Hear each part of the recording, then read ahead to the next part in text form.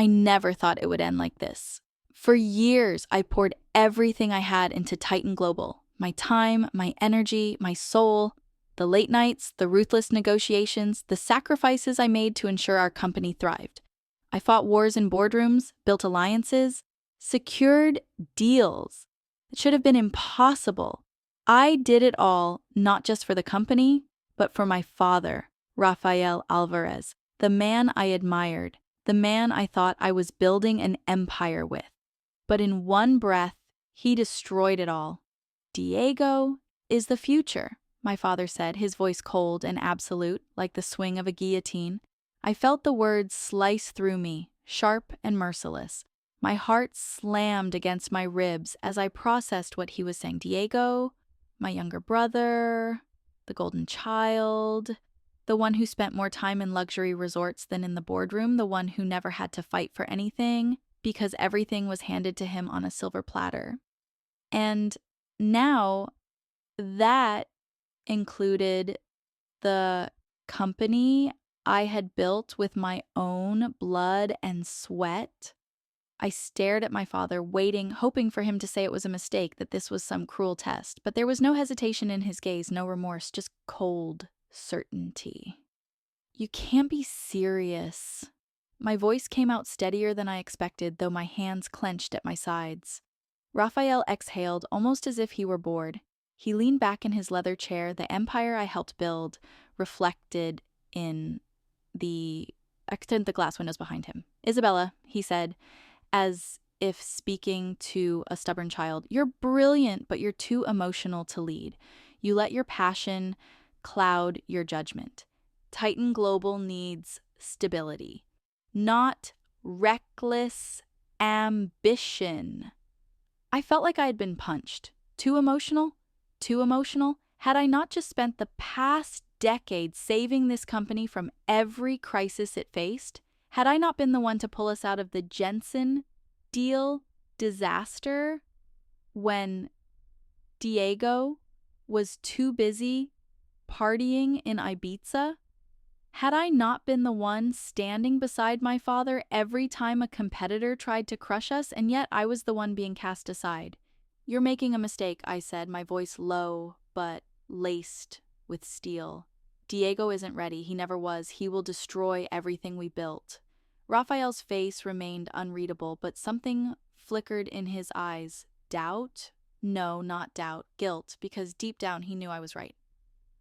I've made my decision, he said, his voice devoid of emotion.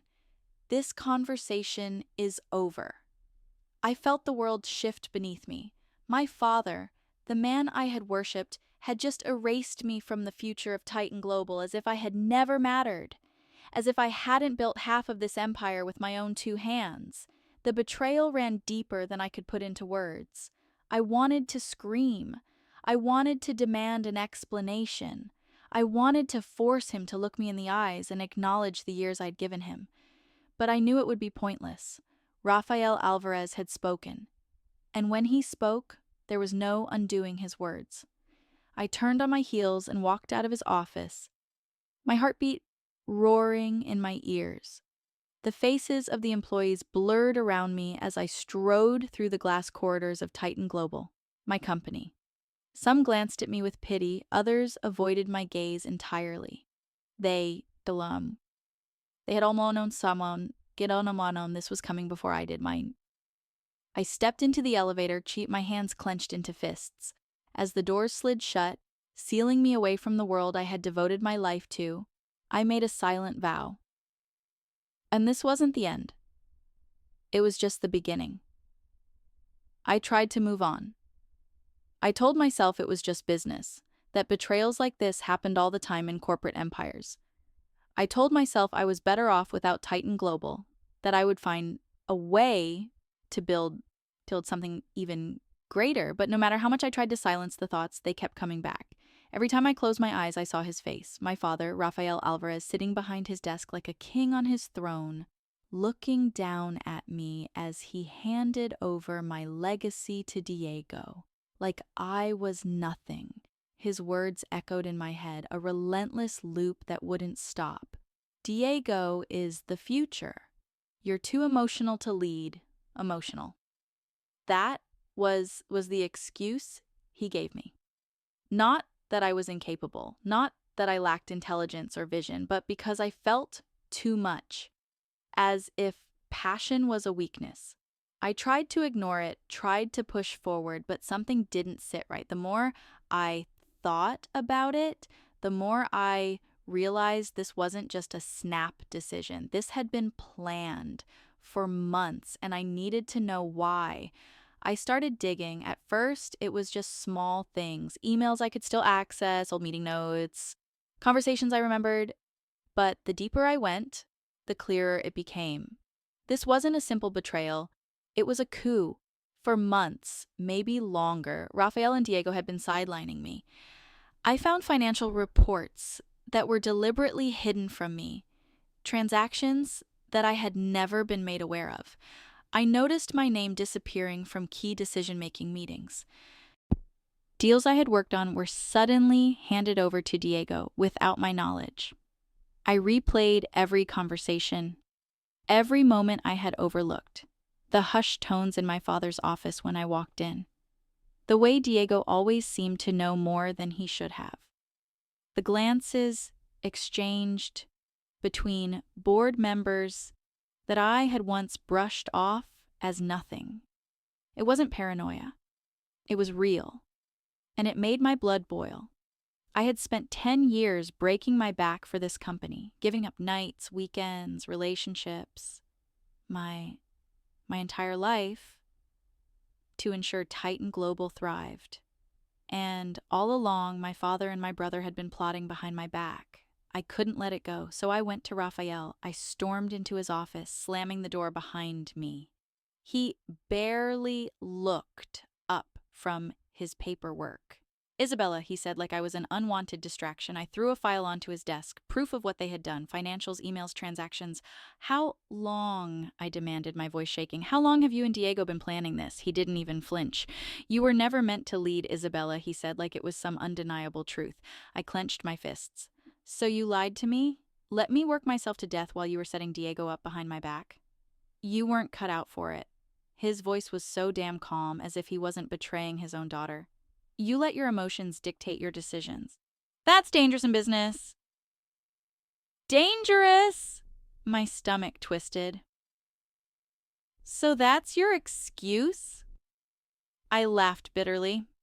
Not that I wasn't capable, not that I didn't earn my place, just that I actually care about this company, about the people in it. For the first time, Raphael's expression shifted. A flicker of something, regret, guilt, crossed his face, but it was gone as fast as it came. This is what's best for Titan Global, he said firmly, and for you. I felt something inside me shatter. This wasn't just about the company, this was about me, about how no matter how hard I worked, no matter how much I proved myself, I would never be enough in my father's eyes. And that was when I realized I didn't just lose my place in Titan Global. I lost my family. Walking away was never an option. I had spent too many years building Titan Global, too many nights sacrificing my time, my relationships, and my sanity for this empire. I had fought for deals no one believed I could land. I had turned losses into profits. And now, after all that, they expected me to disappear quietly? If they wanted me out, they would regret it. But I knew I couldn't just charge in, fists swinging. Rafael and Diego were too powerful, too protected. If I wanted to bring them down, I had to be smarter. I needed a plan. That's when I turned to the one person who had always believed in me, Ellie Bennett. Ellie wasn't just a mentor. She was a powerhouse. A former corporate shark, she had clawed her way to the top of the industry before stepping away from the chaos to run her own consultancy firm. When I called her, she didn't hesitate. Meet me at the Haven, she said. The Haven was a quiet, exclusive lounge where real deals happened, far away from the boardrooms, away from prying eyes. When I arrived, Ellie was already waiting, a glass of whiskey in hand. She looked me up and down, her piercing gaze assessing everything, my anger, my exhaustion, my desperation. "Tell me everything," she said. So I did. I told her about Raphael's betrayal, about Diego being handed the company on a silver platter. I told her about the hidden financials, the secrets they had kept from me. And when I was done, she sat back and smirked. "You're playing this all wrong," she said. I frowned. "What do you mean?" "If you go after them now, you'll lose," she said bluntly. "Your father still holds the cards. Diego is an idiot. But Raphael? He's a survivor. He didn't build Titan Global by being sloppy. If you attack them head on, they'll crush you before you even get started." I gritted my teeth. "So, what do I do?" Ellie leaned forward, her eyes gleaming. "You don't fight them. You outsmart them." I exhaled slowly, her words sinking in. Ellie was right. Raphael had built an empire not through brute force, but through strategy, manipulation, and precision. If I wanted to bring him down, I had to beat him at his own game, and that started with information. "We're going to dismantle them piece by piece," Ellie said. "Every hidden liability, every shady deal, every mistake they thought they buried, we're going to find it. And when we're done, Titan Global won't just fall. It'll burn." I nodded, a newfound sense of clarity washing over me. This wasn't just about revenge anymore. This was war. The next few weeks were a whirlwind. I spent every waking hour digging into Titan Global's past, pulling every thread I could find. I started with the financials, the ones they had tried to keep from me. What I found was even worse than I expected. Raphael had been hiding losses, shifting numbers to make Titan Global look stronger than it was. Deals that should have fallen apart had been propped up by fake projections. A disaster waiting to happen. Then I turned to Diego. His incompetence was legendary, but I needed proof that he wasn't just unfit to lead, he was dangerous. I found it in his reckless investment decisions. The way he had funneled millions into startups run by his friends, companies that were barely functioning. He had lost millions of the company's money and covered it up with fabricated reports. I wasn't just angry anymore. I was furious. How had my father chosen him over me? How had he looked me in the eyes and told me I was too emotional when Diego was throwing away everything we had built? But I wasn't done. With Ellie's help, I started making contacts. Lawyers, investors, journalists, people who would be interested in knowing just how fragile Titan Global's foundation really was. Every night, I went to bed with one thought in my mind. They thought they could break me. They were wrong. The night before Phoenix Global officially launched, I stood in my empty office, staring out at the city skyline. The lights blinked like stars against the glass towers, the world moving forward, indifferent to the war I was about to start. I took a deep breath, gripping the edge of my desk. This was it, my chance to rise from the ashes. Titan Global had been my whole life. For years, I had bled for that company, believing that my father would one day see my worth. I had been a fool, but not anymore. Ellie had helped me lay the foundation for something new, something better, Phoenix Global. The name wasn't just symbolic, it was a warning. I wasn't just starting over, I was coming back stronger. Building a company from scratch wasn't easy. The morning after the official announcement, I picked up my phone and started making calls. I wasn't just looking for employees, I was looking for loyalty. The people who had stood by me at Titan Global, the ones who had seen the betrayal firsthand. The first call I made was to Lucas Rivera. Lucas had been the head of operations at Titan, a man who got things done without playing politics. He had always respected me, always trusted my decisions, and I trusted him. When I told him what I was planning, he didn't hesitate. "I'm in," he said. "Screw Raphael. He lost the best leader Titan ever had. When do we start?" Just like that, I had my backbone. The next call was to Amara Kapoor. Amara had been one of the best financial minds at Titan, a woman who could spot a failing deal from miles away. But More importantly, she had seen what my father and Diego had done to me. She had seen the way they had pushed me out, and she hadn't agreed with it. So when I told her about Phoenix Global, her response was simple. It's about time. Just like that, I had my CFO. Over the next few weeks, the pieces started falling into place. I secured office space in Midtown, a sleek, modern space with glass walls and open floors. No more secret meetings behind closed doors. No more backroom deals. Phoenix Global would be transparent, ethical, and ruthless where it mattered. The funding came next. Ellie had connected me with investors, people who had lost faith in Titan Global and were looking for something new. It wasn't hard to sell them on the idea. Titan is a sinking ship, I told them. Phoenix Global is the future. And they believed me. The first team meeting was small, but powerful. Lucas, Amara, Ellie, and a handful of the best minds I could find. The air crackled with energy, a mixture of excitement and defiance. We had nothing compared to Titan Global. No legacy, no power, no guarantees. But what we had was determination. I stood at the head of the table, looking at the faces of the people who had chosen to believe in me. This wasn't just a business. It was a rebellion. I took a deep breath, then spoke. We're not just building a company, I said. We're building a family. And as I looked around the room, I felt something I hadn't felt in a long time. Hope. I didn't have to wait long. Titan Global was standing on shaky ground, and I knew exactly where to strike first.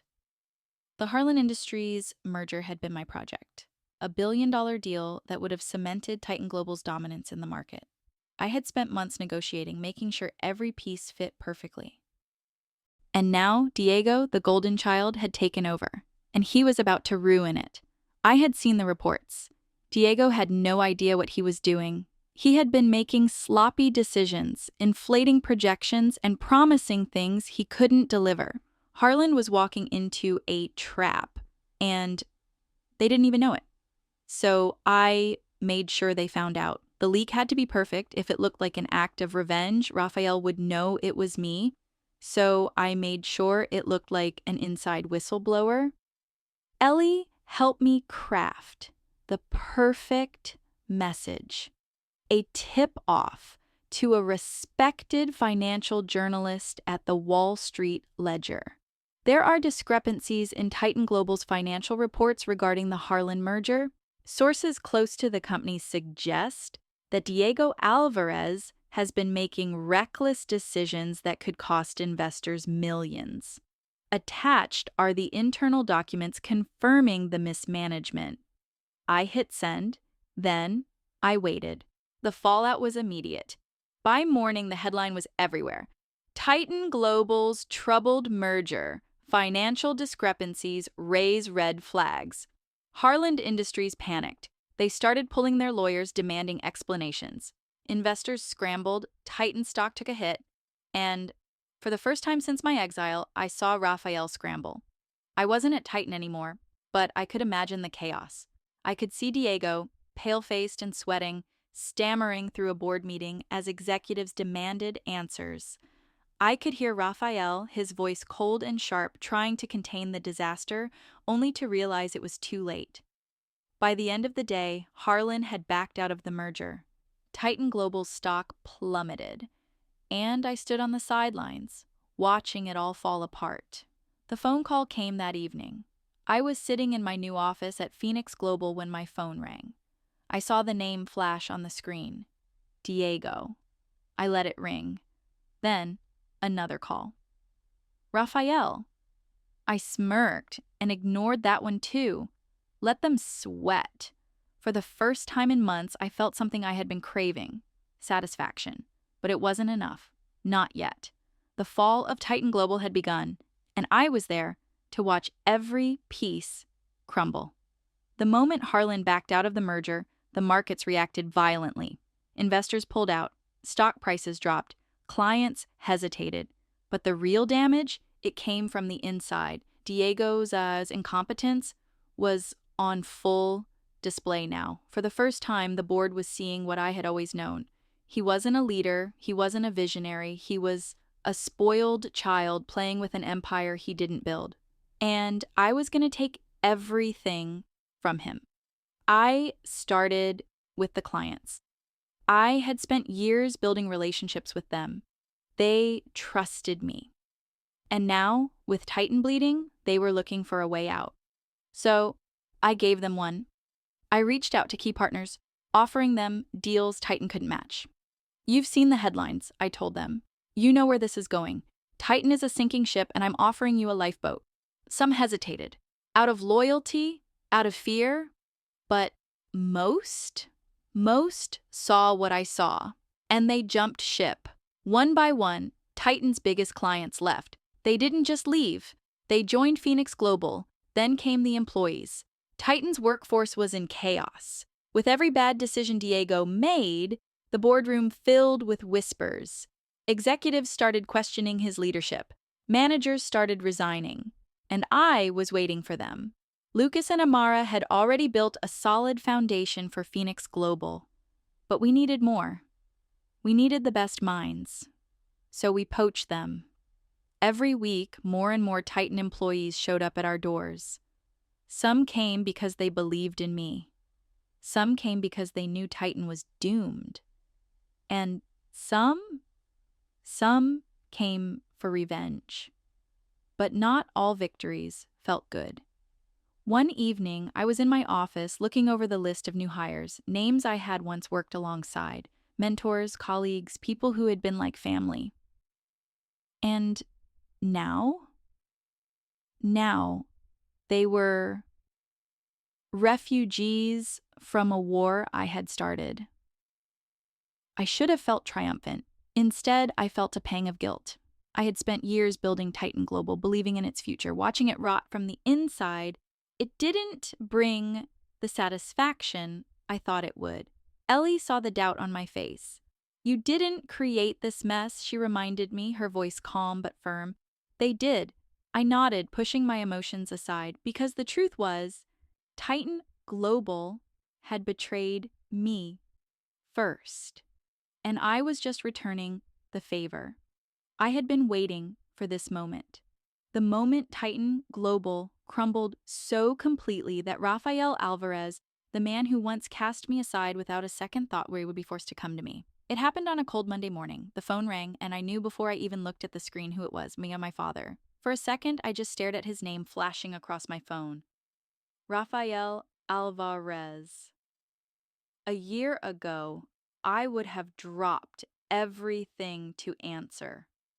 A year ago, I still cared. But now I let it ring. Once, twice, 3 times. Then, finally, I answered. Izzy, my father's voice came through, strained and desperate. We need you. Diego can't handle this. I leaned back in my chair, a smirk curling at my lips. There it was, the confession. I told you Diego wasn't ready, I said, my voice smooth, almost amused. There was silence on the other end. Then, a weary sigh. I was wrong. I raised an eyebrow, surprised at the admission. Isabella Alvarez never admitted when he was wrong. He never apologized. Come back, he continued. Fix this. You're the only one who can. I almost laughed. After everything they had done to me, after pushing me out, after betraying me, after watching from the sidelines, while Diego tore down everything I built, they thought I would come running back. It was pathetic. But then I heard something in his voice. Fear. Isabella Alvarez, the man who built an empire with his bare hands, the man who once told me emotions made me weak, was afraid. Titan Global was falling apart, and there was nothing he could do to stop it. For the first time in my life, my father needed me, and for the first time, I had the power to tell him no. A part of me hesitated, because despite everything, he was still my father. Despite the years of being overlooked, despite the betrayal, despite the pain, a small, foolish part of me still wanted to be the daughter he was proud of. But then I remembered. I remembered standing in his office, hearing the words that shattered everything. Diego is the future. I remembered the late nights, the sacrifices, the years of loyalty, all of it tossed aside without hesitation. Number. They didn't deserve my help. Titan Global didn't deserve saving. I'm not your backup plan, Raphael, I said, my voice cold. You made your choice, now live with it. And then I hung up.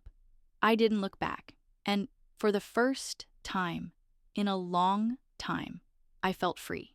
Titan Global was dying. I had spent months watching it rot from the inside out, each misstep, each poor decision Diego made pushing it closer to the edge. Now, the company that once stood as a titan in the industry, my father's empire, my legacy, was nothing more than a crumbling shell, and I was about to finish the job. The truth was, Titan had been dead for a while. The moment I left, the cracks had deepened. Without my guidance, without my expertise, the company's foundation weakened beyond repair. Clients had abandoned ship. Investors had lost faith. And with Titan's stock plummeting, the vultures were circling. One of those vultures was me. I had been waiting for the perfect moment. The moment Titan Global was so vulnerable, so weak that I could take everything without resistance. And that moment came faster than I expected. I sat in my office at Phoenix Global, a glass of whiskey in my hand, as Lucas dropped a stack of documents on my desk. It's over, he said, his tone satisfied.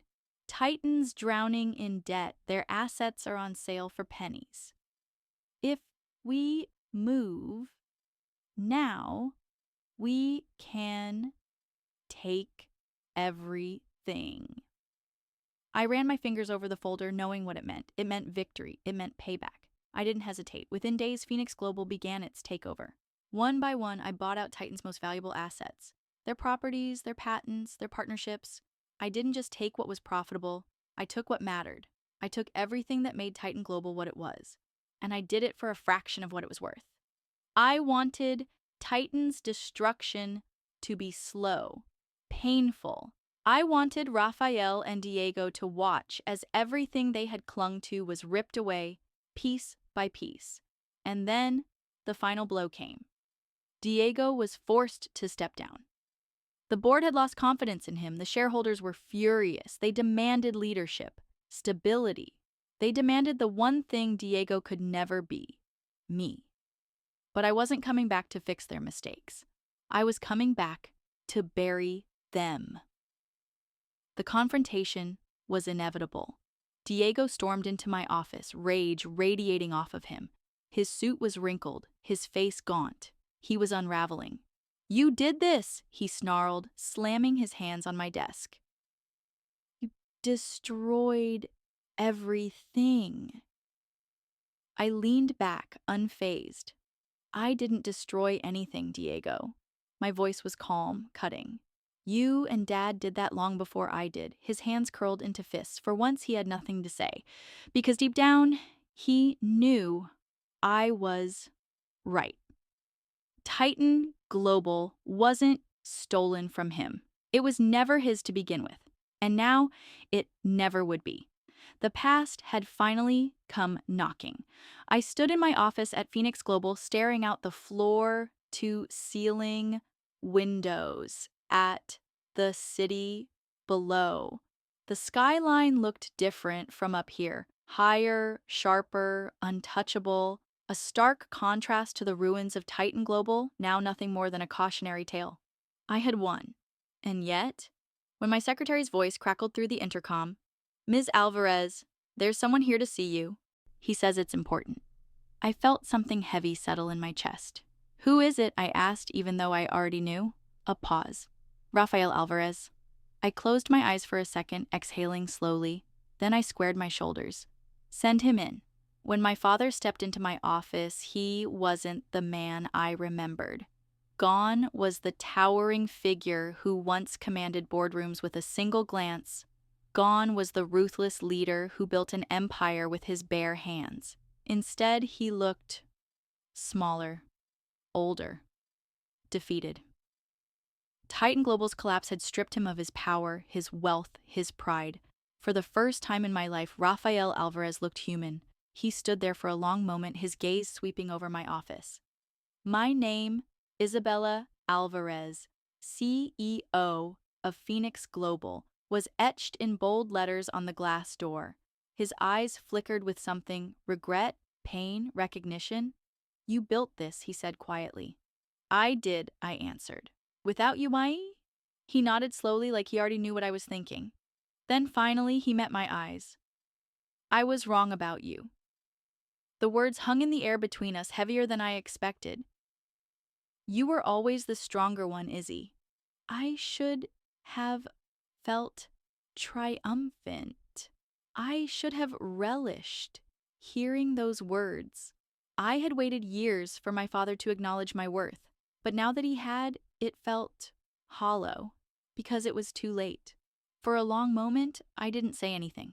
Part me wanted to turn him away, to make him feel the same cold indifference he had once shown me, to make him understand what it felt like to be cast aside. But then I thought about the past, about the nights I spent at Titan, working late, trying to prove myself to a man who never saw me as enough, about the look on his face when he told me Diego was the future. And now, standing before me, he was a man without a future. I had every reason to send him away, but instead I said the words that surprised even me. There's a place for you here. His eyes widened slightly. At Phoenix? Not out of pity, I clarified. I don't owe you anything, but you're still my father. And maybe we can build something new. It wasn't forgiveness, not yet, but it was a start. The past was ashes, and I had risen from it. Phoenix Global wasn't just a company, it was a revolution. Everything Titan Global had failed to be, we had become. Innovative, transparent, built on trust and integrity. No backdoor deals, no nepotism, no betrayals disguised as business decisions. Titan Global had been an empire built on power. Phoenix Global was built on purpose. And it was thriving. 6 months after the fall of Titan, I stood in the heart of what I had created. My office was bathed in golden light as the sun dipped below the skyline, the glass windows reflecting a city that had once seemed so cold, so indifferent to my struggle. But I had conquered it, not through vengeance, not through destruction, but by building something better. Behind me, voices hummed through the halls. My team, my people, my family. Lucas was strategizing a new acquisition. Amara was finalizing a deal that would take us global. Raphael, surprisingly, had taken on an advisory role, proving himself not as a ruler but as a guide. Stripped of ego, he had finally become the mentor I had once needed him to be. I had rebuilt everything Titan had destroyed, and in doing so, I had rebuilt myself. But Phoenix Global was just the beginning. I had spent my life fighting tao tiu tasai pai to be seen, to be heard, to prove my worth in a world that had tried to silence me. Now it was time to change the game for others. I launched a mentorship program for young women in business, women like me, who had been underestimated, overlooked, cast aside, women who had the potential to lead but had been told they were too emotional, too weak, too much. I would teach them what Titan had refused to teach me: how to outthink their opponents, how to take back power, how to rise, stronger, smarter, unstoppable. I wasn't just building a company, I was building a legacy. As the city lights flickered on below me, I let out a slow breath. For the first time in years, there was no bitterness in my chest, no anger, no hunger for revenge, only peace. I had lost everything. I had been betrayed, cast aside, broken. But I had risen, and for the first time in a long time, I was proud of who I had become.